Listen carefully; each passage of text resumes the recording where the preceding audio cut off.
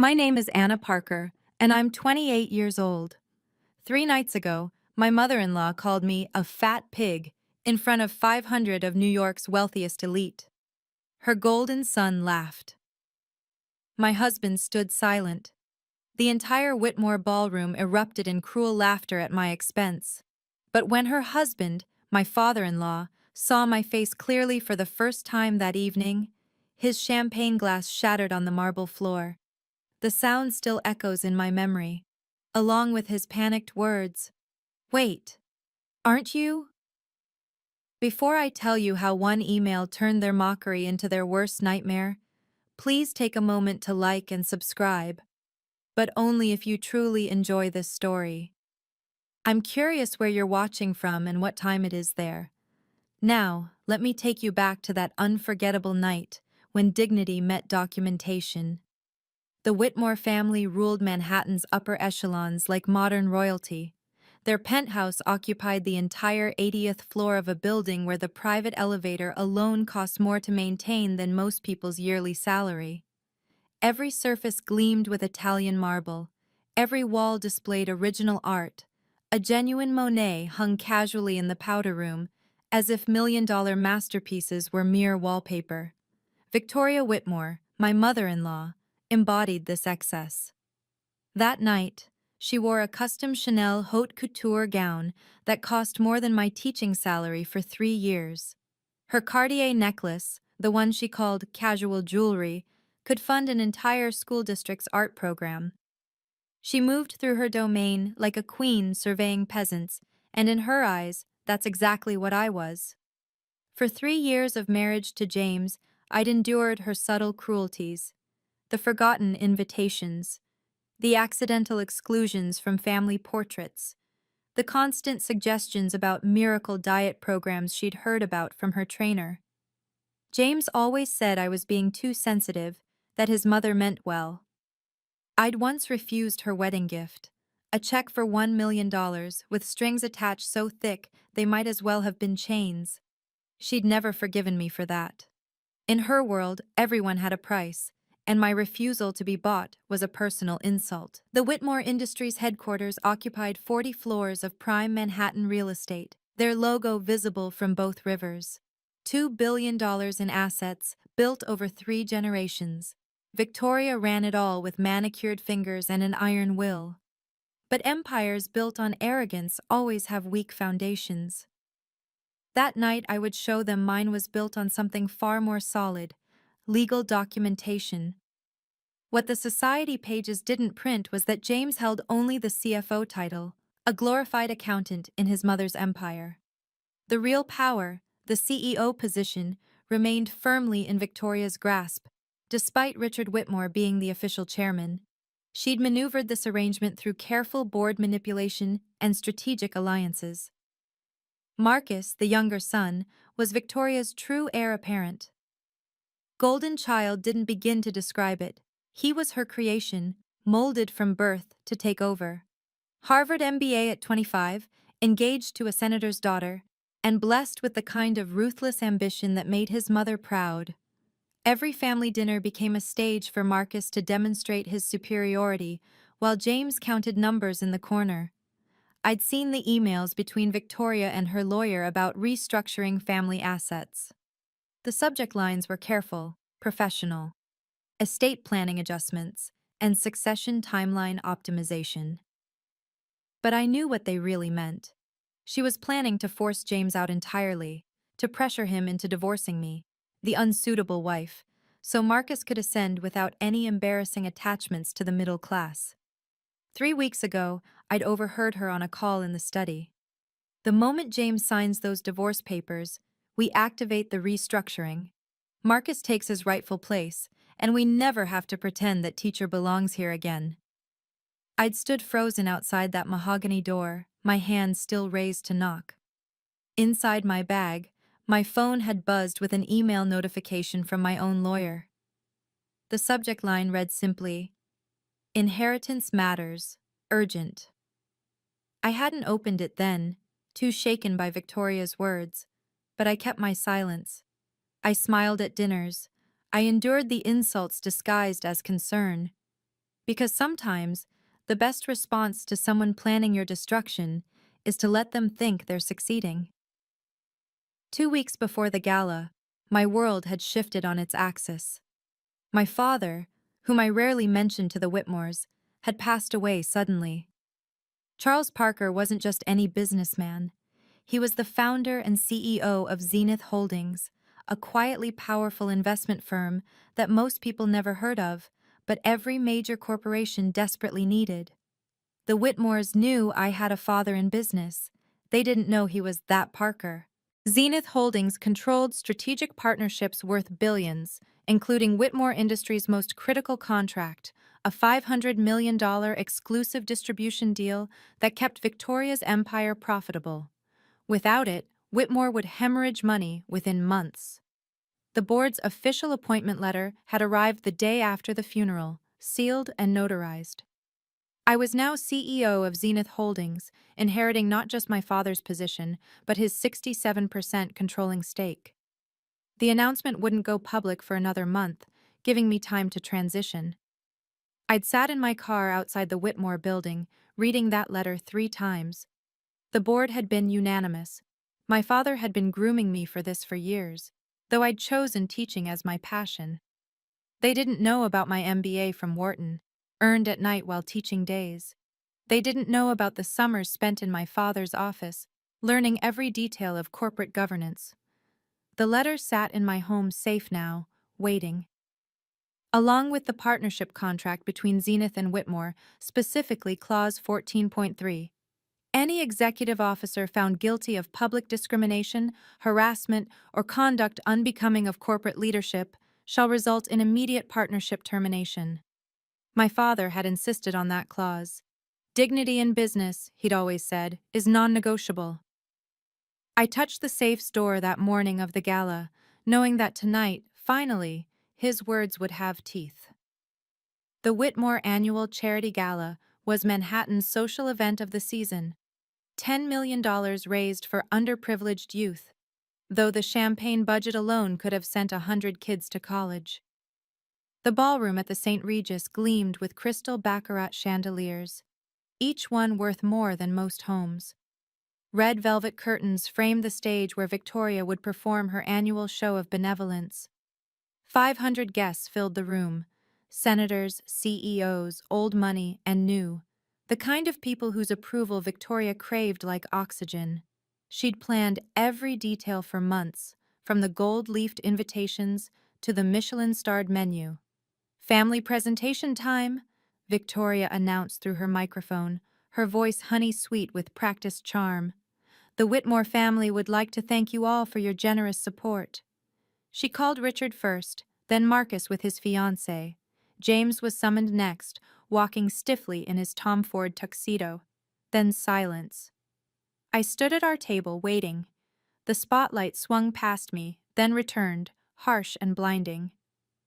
"Oh," Victoria said, as if just remembering something unpleasant. "And this is Anna, my son's project. We all have our charity cases, don't we?"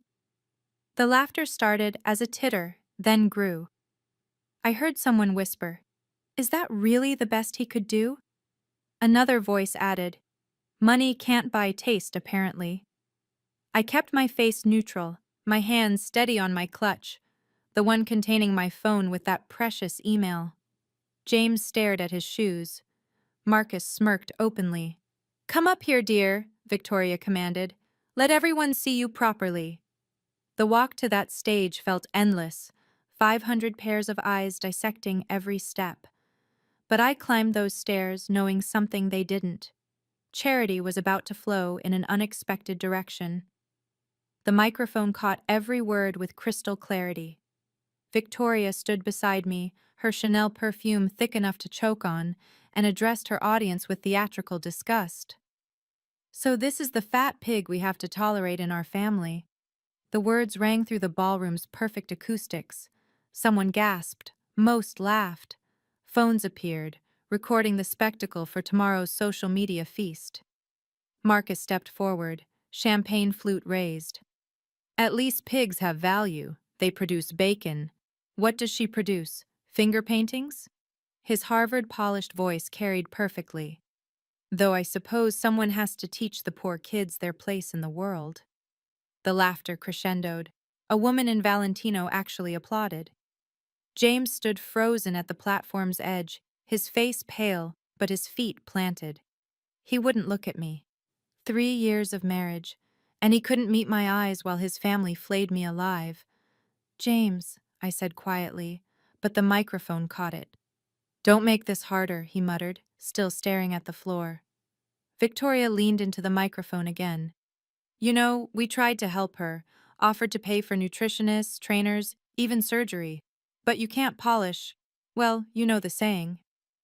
Richard Whitmore stood near the bar, his expression unreadable. But I noticed his knuckles were white around his whiskey tumbler. His eyes kept flicking between Victoria and me, a frown deepening across his distinguished features. "Mrs. Whitmore," I began, my voice steady despite the burning in my chest. "Oh, she speaks," Victoria announced. "Everyone quiet down. Let's hear what wisdom the public school teacher has to share with us." I smiled then, a real smile, because she'd just given me the perfect opening. "I was only going to say," I paused, letting the silence build, "that Mr. Whitmore Sr. might want to sit down for this." Victoria's laugh was sharp as breaking glass. "Oh, this is rich. She's going to make announcements now?"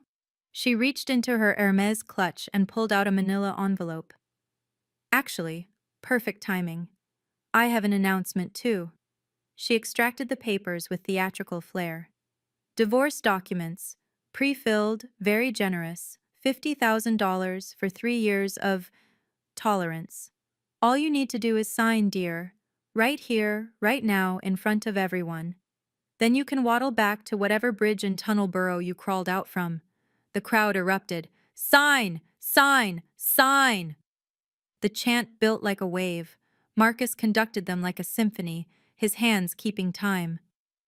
"Mom," James finally spoke, but so quietly only those of us on stage heard. "Maybe not here." "Not here?" Victoria wheeled on him. "Where better? These people deserve to know we're fixing our mistake, that the Whitmore name won't be sullied any longer by this." She gestured at me. "Embarrassment." She thrust the papers at me.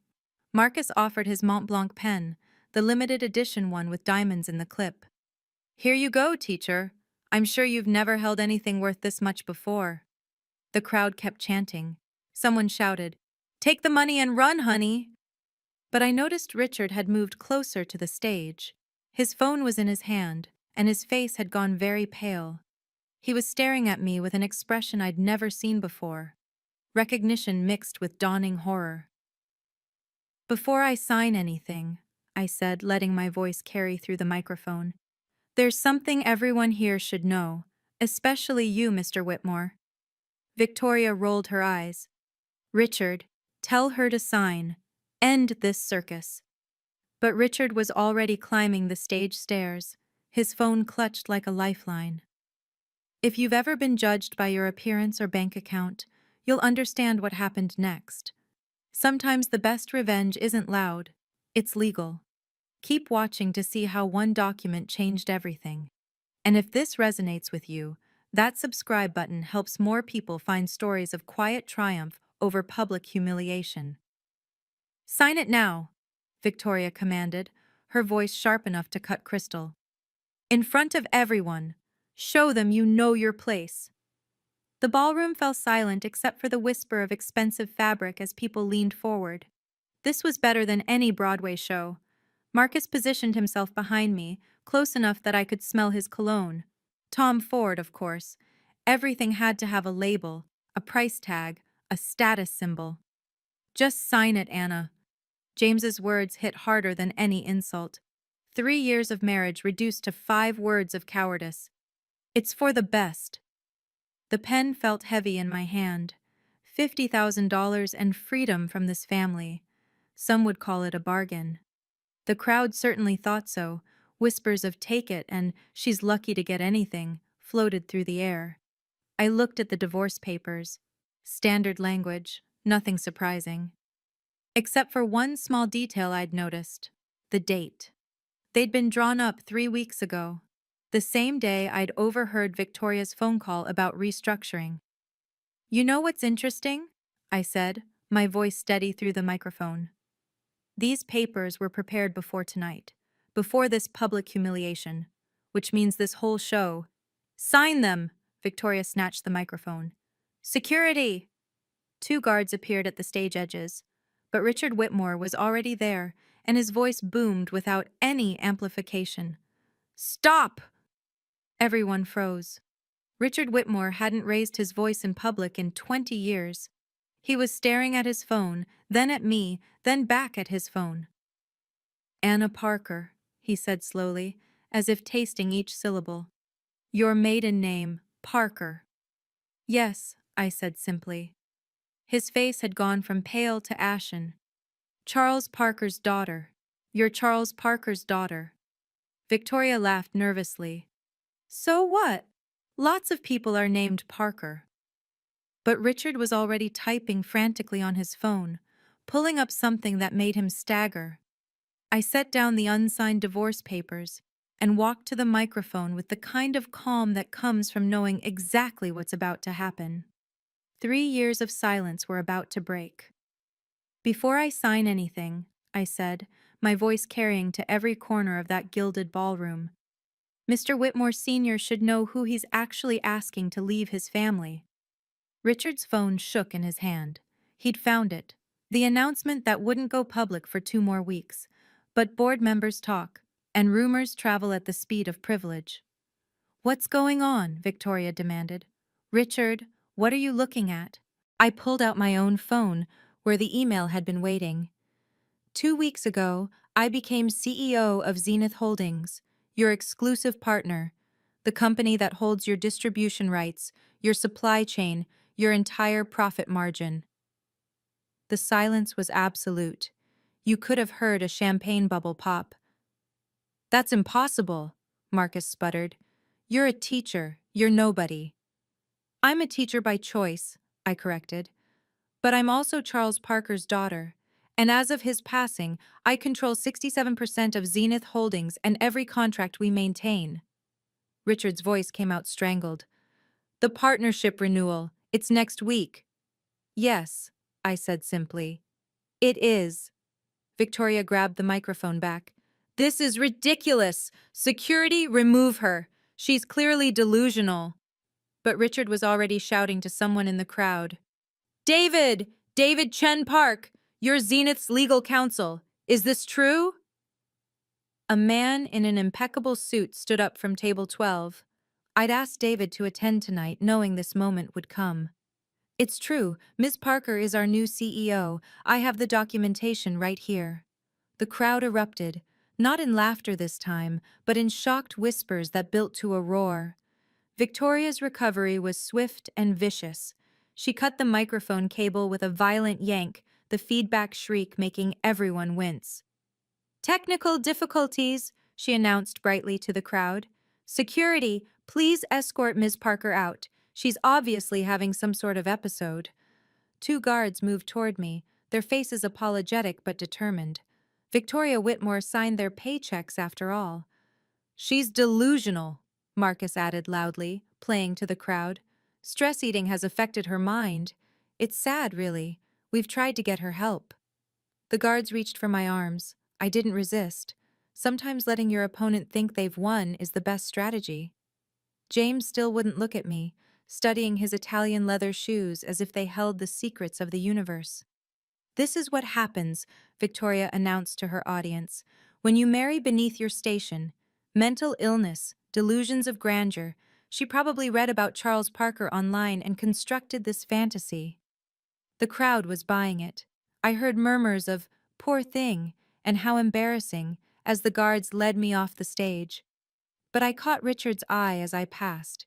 He was frantically typing on his phone, his face cycling through expressions like a slot machine.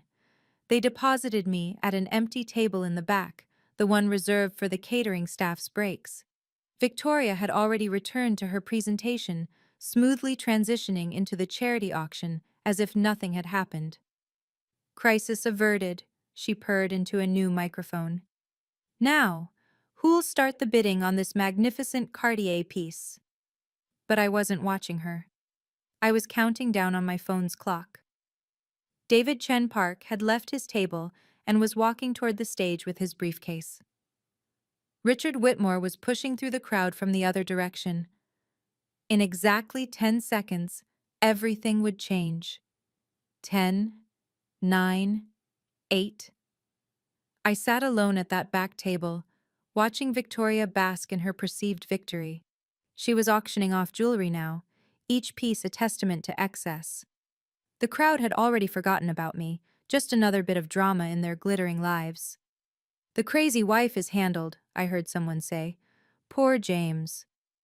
"Victoria always knows how to manage these situations," another added. So composed. James had finally found his spine, or so it seemed. He took the microphone from his mother. "I apologize for that disruption. My soon-to-be ex-wife has been under tremendous stress.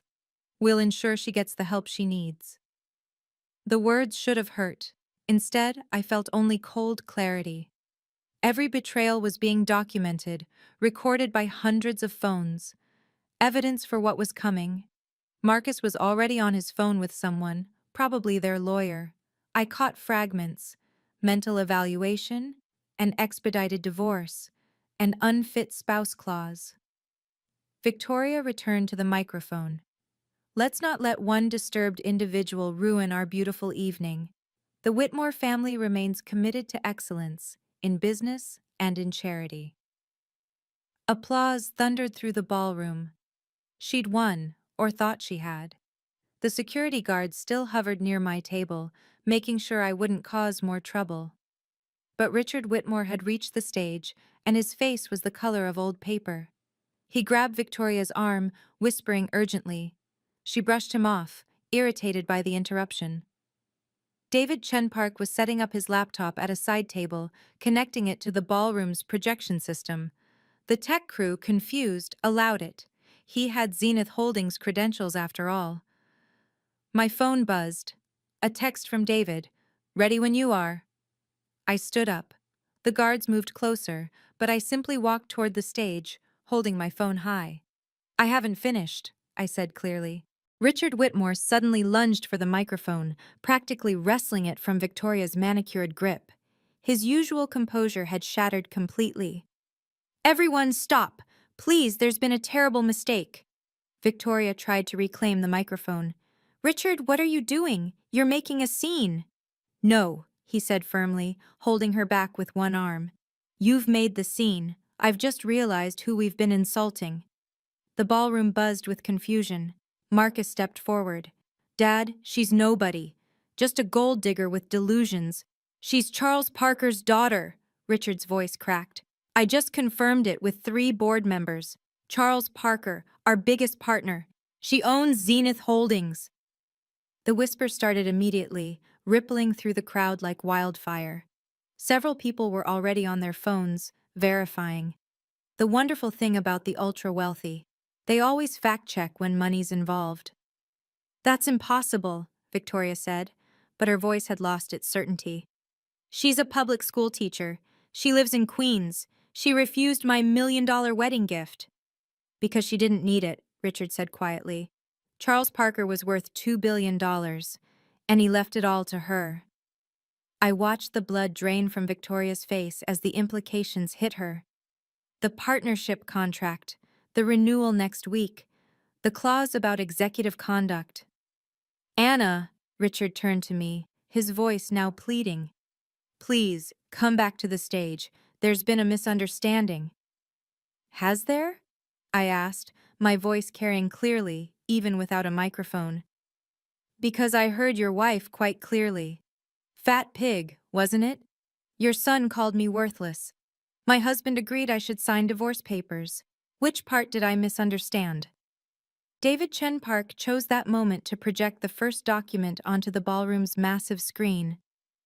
The Zenith Holdings letterhead had never looked more beautiful. I walked back to that stage with the measured pace of someone who had already won but was polite enough to let everyone else figure it out. The security guards parted like the Red Sea.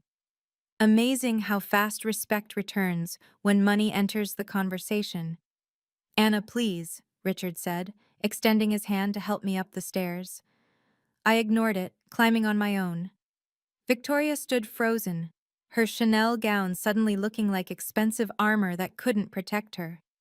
Marcus had gone pale under his spray tan. James finally looked at me, his eyes wide with dawning horror. I took the microphone gently from Richard's shaking hand. Should I tell them or should you? Tell us what? Someone shouted from the crowd. David clicked to the next slide. My official appointment letter filled the screen, complete with board signatures and the Zenith Holdings seal. 2 weeks ago, I said calmly, I inherited my father's company, Zenith Holdings. We control strategic partnerships worth approximately $8 billion globally. Whitmore Industries represents one of those partnerships, a $500 million exclusive distribution deal that expires next week. The math was simple enough for everyone to follow. Without Zenith, Whitmore Industries would lose 60% of its revenue stream overnight. But that's not the interesting part, I continued.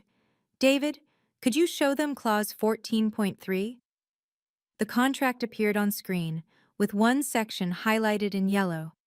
Any executive officer found guilty of public discrimination, harassment, or conduct unbecoming of corporate leadership shall result in immediate partnership termination without possibility of renewal for a minimum of 5 years. Now, I said, turning to Victoria, would you like to repeat what you called me? I'm sure everyone would love to hear it again. We have about 500 witnesses, plus, I gestured to the phone still recording, video evidence. Victoria's mouth opened and closed like a fish gasping for air. The email on the screen was dated 2 weeks ago, digitally signed and notarized.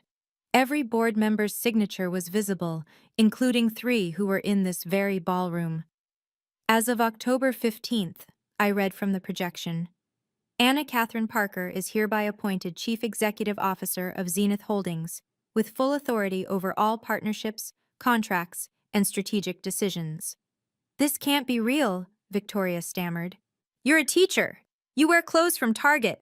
You drive a Honda. By choice, I replied. My father taught me that real wealth doesn't need to announce itself. Unlike some people, I don't need Chanel to feel valuable. Marcus tried to salvage the situation. Even if this is true, you can't just cancel a contract because your feelings were hurt. David clicked to the next slide, a recording timestamp from tonight's event. Actually, she can. Your mother called Ms. Parker a fat pig at 9:47 p.m. You called her worthless at 9:48 p.m. Both statements were made in your capacity as executive officers of Whitmore Industries at a company-sponsored event in front of clients and partners. Textbook violation of Clause 14.3. The crowd was dead silent now. You could hear the ice sculptures melting. But more importantly, I continued, let's discuss why this contract matters so much to you, Victoria. Another slide. Whitmore Industries financial statements. Without Zenith's distribution network, Whitmore Industries has approximately 90 days of operating capital. After that, I let the pause hang. Bankruptcy. You're bluffing, Victoria whispered, but her voice cracked. 3 men in expensive suits stood up from their tables simultaneously. I recognized them from the photos in my father's office, Zenith board members. Ms. Parker, one called out, we support whatever decision you make regarding the Whitmore contract. The power shift was visible, like watching an avalanche in slow motion. David Chen Park approached the stage carrying a leather portfolio. His 30 years of corporate law experience showed in every measured step. This wasn't his first boardroom bloodbath, just his first in a ballroom. For the record, David announced, his voice carrying the authority of someone who'd destroyed bigger companies than Whitmore, I have here the original partnership contract, notarized and witnessed. I also have recordings of tonight's events, which I've been documenting since Ms. Parker's arrival. He'd been recording everything. Of course he had. I'd asked him to attend specifically for this purpose. The violation is clear and actionable, David continued. Multiple executive officers of Whitmore Industries engaged in public discrimination against the CEO of their primary partner company. The contract terms are unambiguous. Victoria found her voice. You set us up. You knew who you were and let us. Let you what? I interrupted. Show your true character? Reveal how you treat people you consider beneath you? I didn't make you call me a pig, Victoria. I didn't force Marcus to call me worthless. I certainly didn't compel my husband to stand silent while his family destroyed his wife's dignity. James flinched as if slapped. Furthermore, David added, pulling out another document, I have here 3 affidavits from Whitmore Industries employees documenting a pattern of discriminatory behavior from Mrs. Victoria Whitmore. It seems tonight wasn't an isolated incident. Richard grabbed the documents, scanning them rapidly. His face went from pale to ashen to slightly green. Margaret from accounting, he read. Terminated after gaining weight during chemotherapy. Tom from logistics, demoted after his son came out. Jennifer from marketing, passed over for promotion 3 times with comments about her unfortunate appearance. Those were business decisions, Victoria protested. Were they? I asked. Because they look like patterns to me, patterns that Zenith Holdings cannot associate with. The 3 Zenith board members had moved closer to the stage. Jonathan Hartley, whom my father had trusted for 20 years, spoke first. Ms. Parker, we've reviewed the situation. The board unanimously supports enforcing Clause 14.3. Then something unexpected happened. A woman in St. Laurent stood up from table 3. I'm Catherine Walsh, CEO of Walsh Retail Group. If Zenith terminates the Whitmore contract, we're interested in discussing that distribution network. Another CEO stood, then another. Within seconds, 12 major company leaders were on their feet, all eyeing the opportunity like sharks scenting blood in the water. You see, I explained to the stunned Whitmores, Zenith's distribution network is the gold standard. Companies wait years for a partnership slot. If I terminate your contract tonight, I'll have 20 offers by morning. Marcus tried one last desperate play. This is corporate assassination. You married James just to destroy us. Actually, David interjected, Ms. Parker signed a prenuptial agreement refusing any claim to Whitmore assets. She wanted nothing from your family except respect, which evidently was too much to ask. Richard Whitmore suddenly spoke up, his voice heavy with resignation. Anna's right. I've watched this for 3 years, said nothing while my wife and son tortured this young woman. I'm ashamed. He turned to the crowd. Everyone here saw what happened tonight. We have no defense. Richard, Victoria gasped. Whose side are you on? The side that doesn't end up bankrupt, he replied flatly. Then, to me, what do you want? I smiled. Not cruelly, not vindictively, just the smile of someone who'd waited 3 years for this moment. I want a public apology. Then we discuss new terms. And Victoria? I looked directly at her. You're going to resign as CEO tonight. The ballroom erupted. The look on Victoria's face was priceless, but the best part is still coming. You see, when someone tries to humiliate you publicly, they often forget that public accountability works both ways. If you've ever wanted to see a bully face real consequences, not just words, keep watching. And remember, sharing this story might help someone else standing in their own battlefield of dignity. Victoria's denial came out as a shriek. This is fake. It has to be fake. She's nobody, a nothing, a teacher. I nodded to David, who connected his laptop to the ballroom's sound system. Within seconds, the massive speakers filled with a familiar voice, the president of Zenith's board on speakerphone. This is William Sterling.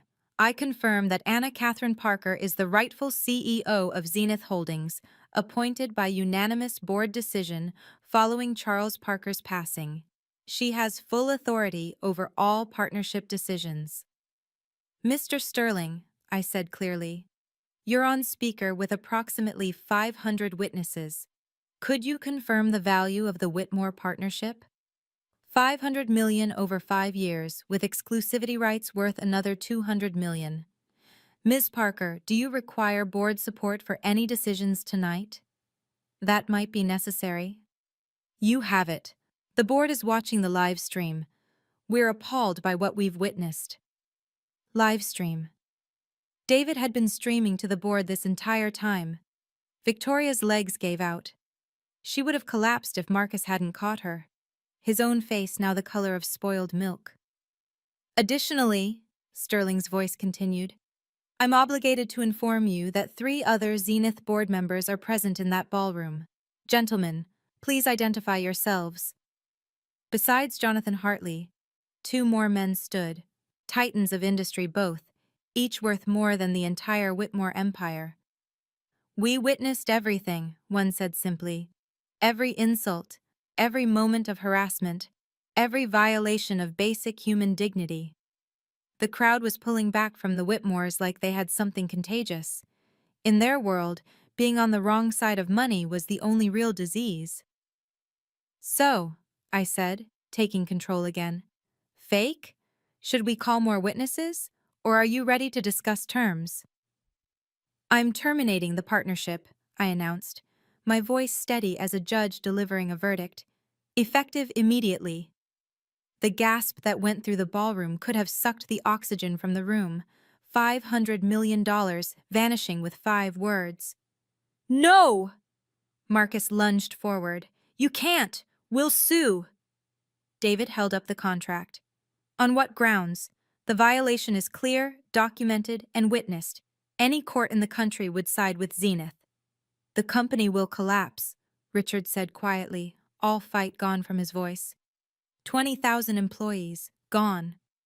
I'm aware, I replied, which is why I'm willing to discuss alternative arrangements, but they come with conditions. Victoria found her voice, though it came out as a whisper. What conditions? First, you resign as CEO. Tonight. Effective immediately. Never. Then Whitmore Industries declares bankruptcy by Christmas. I turned to the crowd. I'm sure everyone here would love to buy your assets at liquidation prices. Several heads nodded eagerly. Corporate vultures, all of them. Second, I continued, Marcus forfeits any claim to executive positions at Whitmore Industries. Ever. You can't dictate. I can and I will. Third, James becomes CEO. That stunned everyone, including James. He stared at me as if I'd spoken in tongues. But most importantly, I said, moving closer to Victoria, you apologize, right now, into that microphone. To me, to every employee you've discriminated against, and to everyone here who watched you try to destroy another human being for sport. I'd rather die, Victoria hissed, than your company does instead. I turned to walk away. David, prepare the termination paperwork. Wait! Richard grabbed my arm. Please, Anna, give us a moment. He pulled Victoria aside, whispering furiously. Marcus joined them, gesticulating wildly. James remained frozen, staring at me with something like awe. The Whitmore family huddled like conspirators while 500 of New York's elite watched in fascinated silence. This was better than any theater performance they'd paid thousands to attend. I stood perfectly still, counting down in my head. 60 seconds. That's all I'd give them. 40 seconds, I announced. Victoria's whispered protests grew more frantic. Marcus was actually crying now, his perfect facade cracking like cheap plaster. Richard's voice rose and fell, urgent and commanding. 20 seconds. James finally moved, walking toward me with purpose. The crowd parted for him, unsure what to expect. Anna, he said, loud enough for everyone to hear. I'm sorry. I failed you as a husband.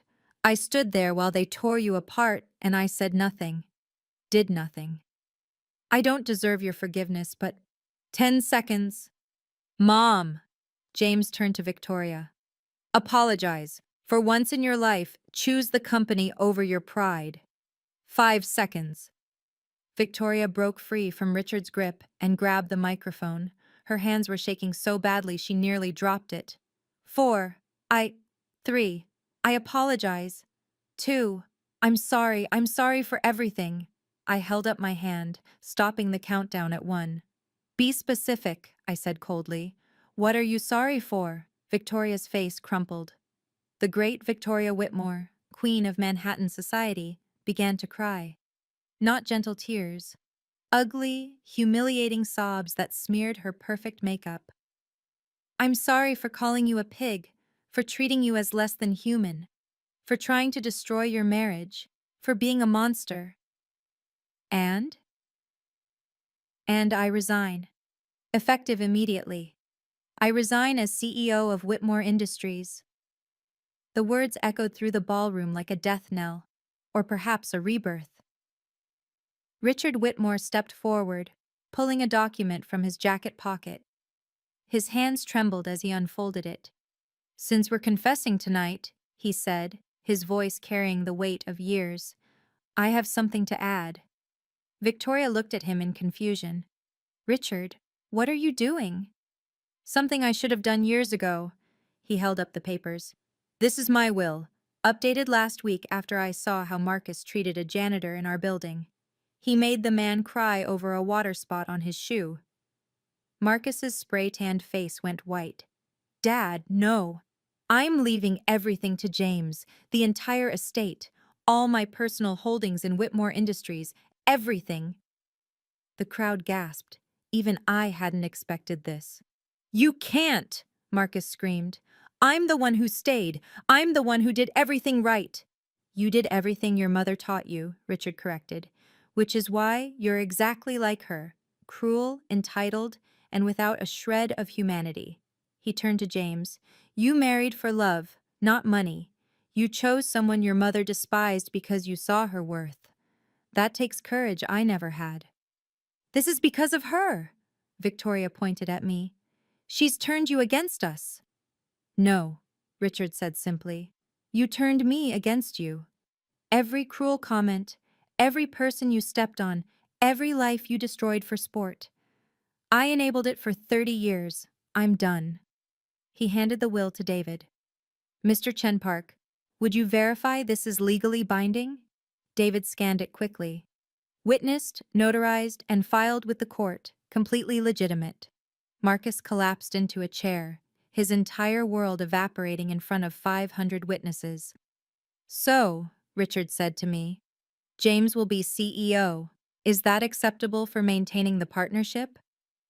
Victoria Whitmore fell to her knees, the sound of her Chanel gown hitting the stage floor audible in the horrified silence. The Queen of Manhattan high society, kneeling in front of the fat pig she'd tried to destroy. Please, she sobbed, mascara streaming down her cheeks in black rivers. I'm sorry, I'm so sorry. I was wrong, I was horrible. The words poured out of her like a dam breaking. I was jealous. You refused my money. You had James's love without trying. You were everything I pretended to be, accomplished, educated, independent. I have nothing without the Whitmore name. Nothing. Marcus tried to run. Actually tried to flee the ballroom, but security, the same security his mother had ordered to remove me, blocked his exit. Let me go, he shouted. I don't have to stay for this. Actually, you do, David said calmly. There's the matter of the embezzlement. Another gasp from the crowd. This night kept delivering. What embezzlement? Richard demanded. David pulled out more papers. Mr. Marcus Whitmore has been siphoning funds from the charity foundation. Tonight's gala? Half the donations were being redirected to his personal accounts. I have the evidence here, provided by a whistleblower in accounting. Margaret from accounting stood up, the woman Victoria had fired during chemotherapy. I kept records of everything before I was terminated. Everything. The phones were out in force now, everyone recording the complete destruction of the Whitmore dynasty. By morning, it would be on every society blog, every gossip site, every social media platform. Please, Victoria begged again, still on her knees. Anna, please, don't destroy us completely. I looked down at her, this woman who'd tortured me for 3 years, and felt pity. Stand up, I said quietly. Have what dignity you have left. The dominoes fell fast after that. 5 major investors approached Richard before Victoria even got to her feet, each one formally withdrawing their support from Whitmore Industries under her leadership. Hartley Ventures is pulling our 100 million, one announced. Cascade Capital is withdrawing all funding, another added. Within minutes, 300 million in backing had evaporated. The board of directors for Whitmore Industries had been watching everything. Several were in the audience. The chairman stood up, his voice carrying absolute authority. Emergency board meeting right now. This ballroom will suffice. He looked at Victoria with disgust. The motion is simple. Remove Victoria Whitmore as CEO, effective immediately. The vote was called right there, in front of everyone. 7 board members present, 2 participating by phone. All in favor of removing Victoria Whitmore? 7 hands rose. The 2 on the phone confirmed their yes votes. Motion carried unanimously. Victoria Whitmore, you are terminated. James Whitmore, will you accept the position of CEO? James looked at me, then at his father, then back at me. I accept, but with one condition. Anna serves as strategic advisor with full veto power over major decisions. That's irregular, the chairman began. That's non-negotiable, James interrupted, finding his spine at last. She just saved this company from bankruptcy. She deserves a voice in its future. The board huddled, whispered, then nodded. Accepted. Marcus was being escorted out by actual police now. David had called them regarding the embezzlement. He screamed the entire way, blaming everyone but himself. You did this, he shouted at me. You destroyed our family. No, I replied calmly. You destroyed yourselves. I just held up a mirror. The crowd parted as security led him away, their phones still recording every second of his downfall. James approached me slowly, as if I might disappear. The man who'd stood silent while his family devoured me finally found his voice, but it came too late. Anna, I know I don't deserve. You're right. You don't. He flinched but continued. I was a coward, weak, pathetic. I let them hurt you because I was afraid of losing my position, my inheritance. I chose money over my wife. Yes, I said simply. You did. He dropped to one knee, right there in front of everyone.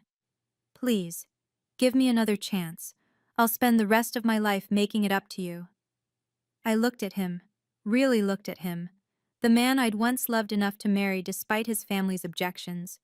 The man who'd promised to protect me, to stand by me, to choose me above all others. Stand up, James. He did, hope flickering in his eyes. I pulled off my wedding ring, the Tiffany 6-carat diamond his mother had picked out because anything less would be embarrassing. I placed it in his palm. I forgive you, James. But forgiveness doesn't mean forgetting. It doesn't mean accepting the unacceptable. Anna, please. You had 3 years to stand up for me. 3 years of dinners where they mocked my career. 3 years of events where they introduced me as your charity case. 3 years, and not once did you say stop. The entire ballroom was silent, watching our marriage end in real time. You're going to be a good CEO, I continued. You're smart, capable when you choose to be. But you'll do it without me. The partnership remains intact, with conditions. But we're done, James. Respect isn't negotiable, and it can't be retroactively applied. I turned to David. I believe Victoria already prepared divorce papers. We can use those. I signed the partnership renewal with amendments that would have made Victoria weep if she hadn't already destroyed all her tear ducts. The new terms were precise, non-negotiable, and designed to ensure Whitmore Industries could never again become a weapon of cruelty. 300 million over 5 years instead of 500, I announced.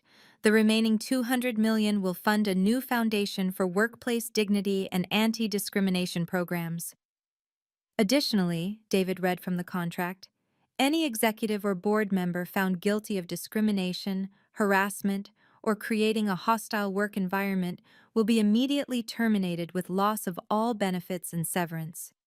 The respect clause, I added, is now permanent and applies to all employees, partners, and associates. Violation means immediate contract termination. James signed without hesitation. His hand was steady now, as if losing me had somehow given him the backbone he'd lacked for 3 years. One more thing, I said, pulling out my phone. The security footage from tonight, the recordings, all of it goes into a sealed file. If any Whitmore ever speaks my name publicly, if any of you attempt to slander me or seek revenge, it all goes public. Every second of tonight's humiliation, played on repeat across every platform I can buy time on. Richard nodded. Understood. Victoria hadn't moved from her spot on the stage, still kneeling in her ruined designer gown. She looked like a cautionary tale about pride, which I suppose she was. I walked past her to the microphone one last time. To everyone here tonight, remember this. Money might buy you many things, but it can't buy class, it can't buy respect, and it certainly can't buy your way out of consequences. The Rolls-Royce from Zenith Holdings was waiting outside, my father's legacy now mine to command. 6 months later, I sat in my office at Zenith Holdings, looking at the Wall Street Journal's headline, The Whitmore Redemption, How James Whitmore Saved His Family's Empire. The article detailed his transformation from weak-willed son to decisive leader. Stock prices had recovered. The company culture had transformed completely. The discrimination lawsuits had been settled, with Margaret from accounting now heading their new diversity department. Victoria lived in a one-bedroom apartment in Queens, ironic, considering how she'd mocked my bridge and tunnel origins. The divorce settlement Richard demanded had left her with barely enough to survive. She worked as a receptionist at a small firm, having been blacklisted from every major company in Manhattan. Marcus was serving 18 months for embezzlement. His fiancée, the senator's daughter, had broken the engagement via a public Instagram post that got 12 million likes. Richard had sold the penthouse and moved to a modest house in Connecticut. He sent me a letter every month, apologizing again and again. I never responded, but I didn't throw them away either. James had tried to call me exactly once, on what would have been our 4th anniversary. I didn't answer. He sent a single text. You saved us by leaving us. Thank you. As for me, Fortune magazine had just named me to their 40 under 40 list. The headline read, Anna Parker, the CEO who turned humiliation into a $100 million lesson. The gala invitation sat on my desk, the Whitmore annual charity event. James had sent it with a note. You're always welcome, but I understand if you never want to see us again. I fed it to the shredder. Some stages weren't worth returning to, no matter how much they'd changed. My father would have been proud. The lesson I learned that night wasn't about revenge. It was about recognition. Not the kind that comes from others seeing your worth, but the kind that comes from never forgetting it yourself, even when the whole world tries to convince you otherwise. They called me a fat pig, but I was a CEO.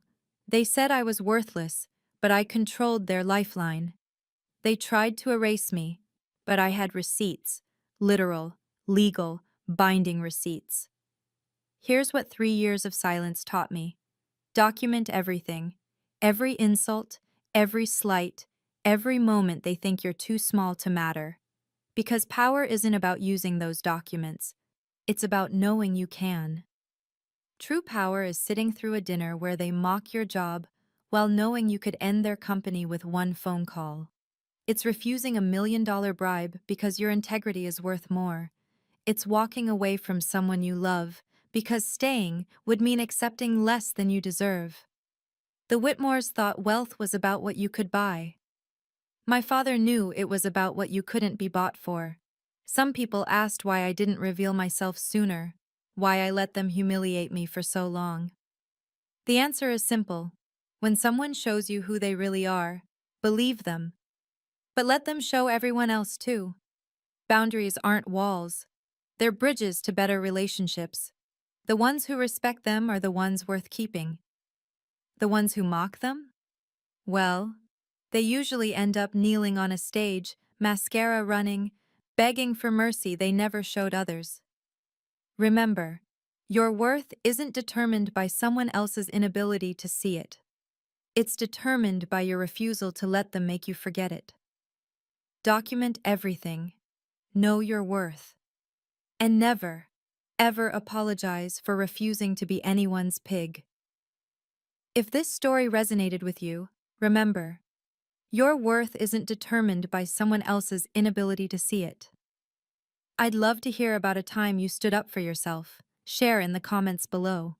And if you know someone dealing with family toxicity or workplace bullying, sharing this might remind them that dignity can't be taken, only surrendered. Subscribe for more stories about quiet strength winning over loud arrogance. Until next time, remember, document everything and never apologize for knowing your worth.